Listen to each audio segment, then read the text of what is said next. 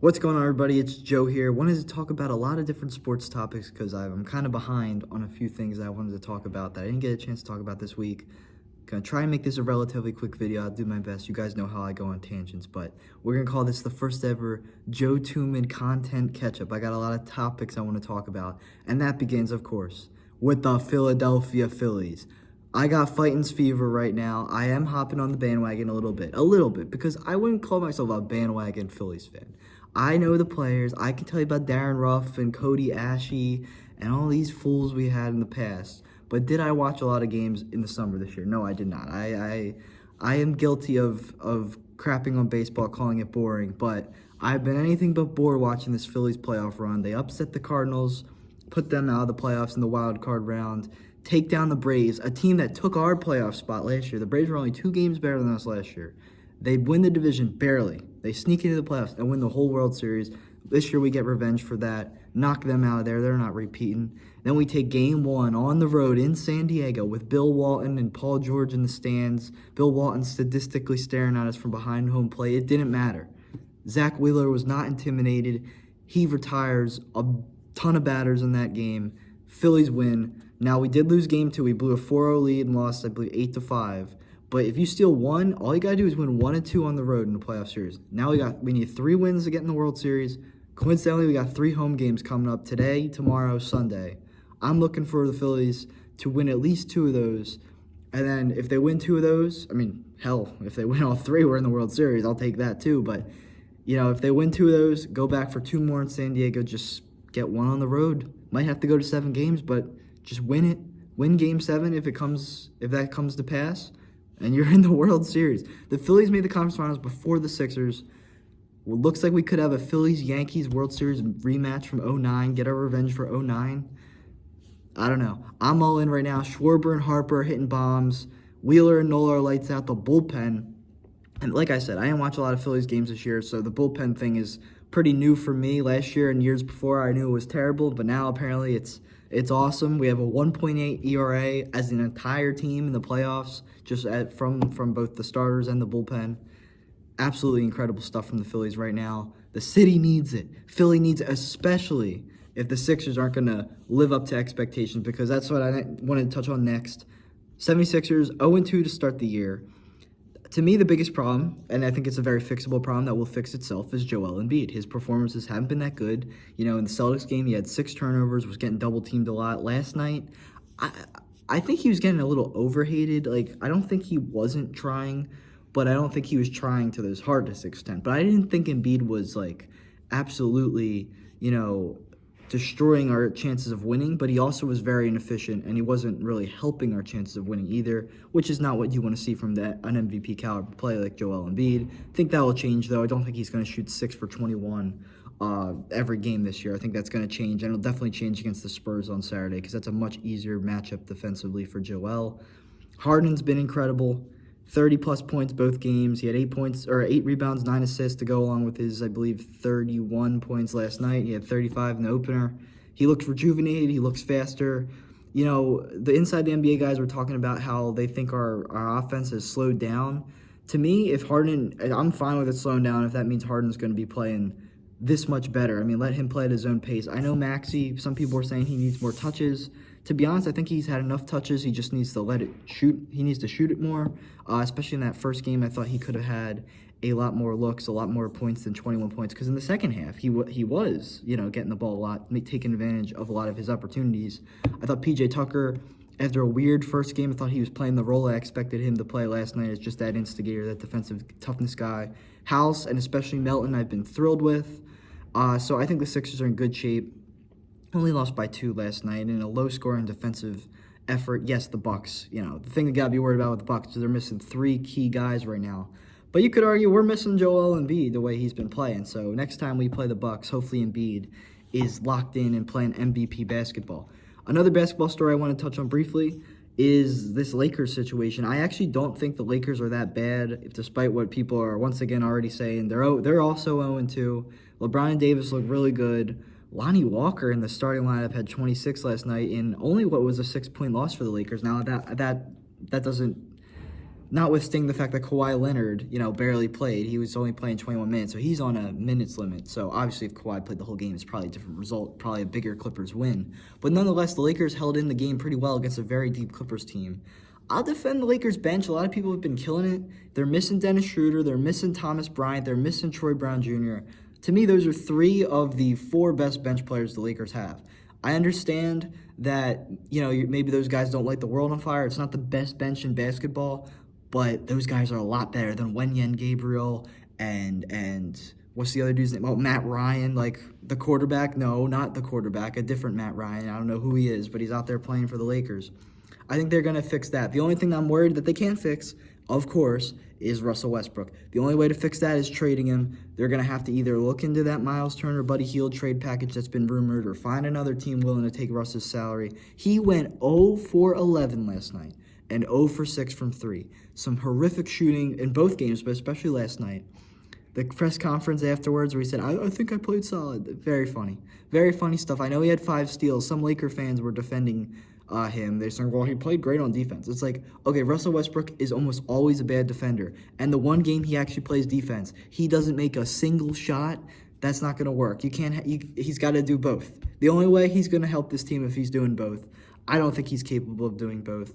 And sometimes he's capable of doing neither, playing good on offense or defense. Sometimes he's capable of doing neither of those things. So Lakers are in a weird situation. They have a Russell Westbrook problem. They have an injury problem with the bench. I still think they can be a 6, 7, or 8 seed in the West, but the Clippers I do think are the better team. One last basketball subject. Pelicans killed the Nets in Game 1. Ben Simmons fouled out with 2 points or 4 points on 2 of 3 shooting. He was missing his free throws, and then he fouled out. Kyrie was terrible. The Pelicans looked really good and really deep as I expected. Brandon Ingram, Zion, CJ. What a trifecta of scorers that team has. And Zion, he's already this good in Game 1. He's only going to keep getting better. He's in a lot better shape. Didn't play last year. By February range, who knows what this guy's going to be doing. But by postseason range, who knows what this guy's going to be doing. The Pelicans, I think, are a real threat in the West. And especially if the Nuggets aren't going to click like they're supposed to. I picked the Nuggets as a 1 seed this year, but, they lost to the Utah Jazz, which was supposed to be one of the worst teams in the league in the opening night. I'm not saying the Nuggets are going to, continue to lose like that. But, if they're not going to be quite as good on offense as expected, the Pelicans could very much be better than them. If the Clippers are going to be resting Kawhi or limiting his minutes, they could also be better than the Clippers. So that really could leave the Warriors and the Pelicans as the top 2 seeds in the West. We'll see how that plays out, but I really like that Pelicans team. Switching over the football to wrap up here. Didn't make a Packers reaction video last week. I kind of was planning on doing it on Monday instead of Sunday, but time got away from me. I wasn't trying to dodge the Packers, but I'm going to lay into them here. We got the Washington Commanders this week. I'm not convinced we can win. We probably will because the Commanders are a very bad team, where the Jets and Giants have proven to be pretty good.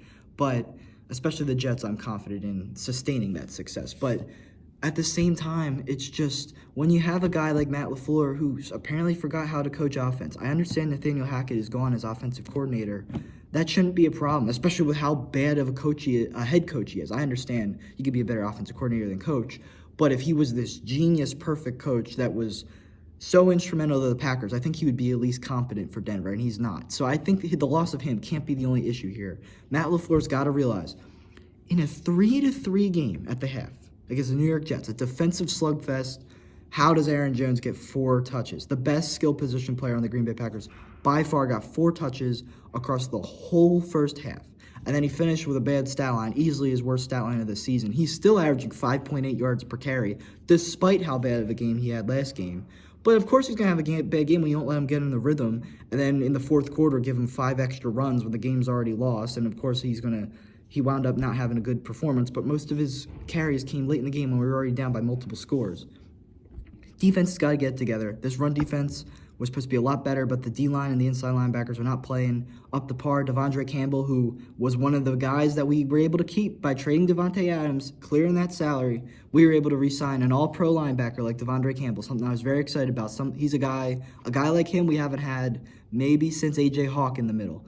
And I think last year he was probably better than A.J. Hawk ever was. But this year, Devondre Campbell has sunk from missing 2% of his tackles to missing 11% of his tackles. He's a lot worse as a player. Quay Walker, the first-round pick, hasn't really acclimated to the pros yet, so those two at inside linebacker haven't been good. The D-line outside of Kenny Clark hasn't improved. I thought it would with the additions of Jaron Reed and Devontae Wyatt. It hasn't improved. Stokes, I still am confident in, but he's having a sophomore slump. I don't know. Rasul Douglas hasn't really generated any turnovers. Big part of re-signing him was he was going to be the X factor in the secondary. He's going to be the turnover guy. Darnell Savage hasn't been good in 2 years. I'm concerned about the defense and the offense. Aaron Rodgers and Matt LaFleur, are they on the same page? Aaron Rodgers said in the press conference, we need to simplify the offense. Matt LaFleur said, I don't know what that means. I don't know what it means either, Matt. Maybe you should figure it out as the coach. Maybe you should talk to him. I'm sure they have, but it doesn't. Maybe they have talked about it, but it doesn't really come across on the sidelines in these games on Sunday. So will we beat the Commanders? Possibly. Will that convince me that we're a good team? Not at all. I think this team, if they make the playoffs, is going to sneak in as a 6 or 7 seed and probably get bounced early. Really, there's only 2 teams in the entire NFC that I really like. The Eagles, of course, they're undefeated. They're on bye this week. And now with this Christian McCaffrey trade, the 49ers, I think, are very much in the race. I wanted to end it off here. Niners acquire Christian McCaffrey. They gave up a second, a third, a fourth, and a fifth in 2 years. So 3 picks next year, 1 pick in 2 years. I think this is a great trade for both sides. Some people are concerned with the amount of picks Niners gave up to get a running back who's dealt with injury concerns, but McCaffrey's been really good this year. And, I think he can be a lot better because he's in a terrible offense in Carolina. Now he's going to a great offense in San Fran. So I think he'll be a lot better now. And he's already been playing well. Imagining the looks the Niners can do out of a backfield where Deebo Samuel and Christian McCaffrey are lined up behind Jimmy Garoppolo, and you don't know where either guy's going to go. Are they going to run the ball? Are they going to go out wide? Are they going to just do a little end around, a screen, anything like that? That backfield, obviously Deebo isn't a full-time running back, but they can very much use him in that situation. That's going to be deadly, not to mention George Kittle, not to mention Brandon Ayuk, and even guys like Jeff Wilson and Elijah Mitchell. If Elijah Mitchell gets back, they have other running backs. We know Kyle Shanahan likes to rotate the backs in there.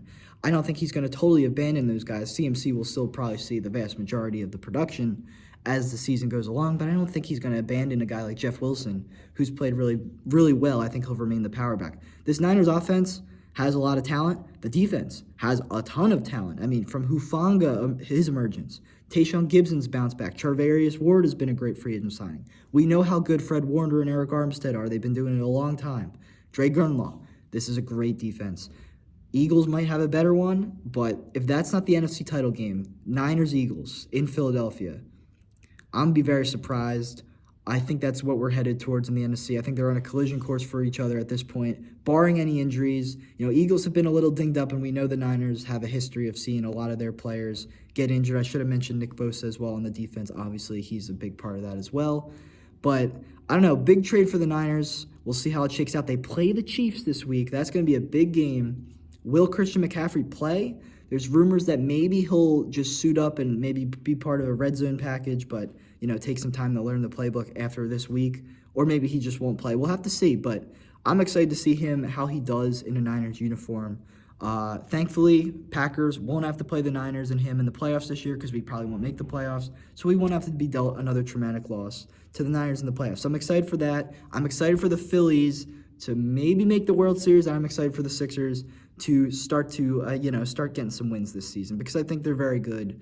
I think they played really well in the second half last night. I think they just need to, get Embiid in sync with everybody else, and we're going to be all right. So that's all I got to say about, all the sports right now. Thank you guys for watching. Before I go, just to plug a few things, go read the Daily Collegian. So many great stuff coming out of there. Go read the sports section. Go read all the sections. But especially go read Penn State men's hockey. They got another big win over St. Thomas last night to improve to 5-0 in the season. 6-2 win. Wrote a little bit about that game afterwards last night. Read my stuff. Read Jim. Read Gracie's stuff. We're killing it on the beat. I can't lie. We're doing a great job. So read that. I'm making my comeback to Com Radio this week. I wrote about some potential first-time All-Stars in the NBA. Tyrese Maxey may or may not have been part of that article. So give that a read when I put it out there. And other than that, just stay tuned for some more Trust the Podcast as well. Follow on TikTok, follow on Spotify, follow on Apple Podcast. I'm going to have a lot more coming with that as the Sixers season starts to roll along.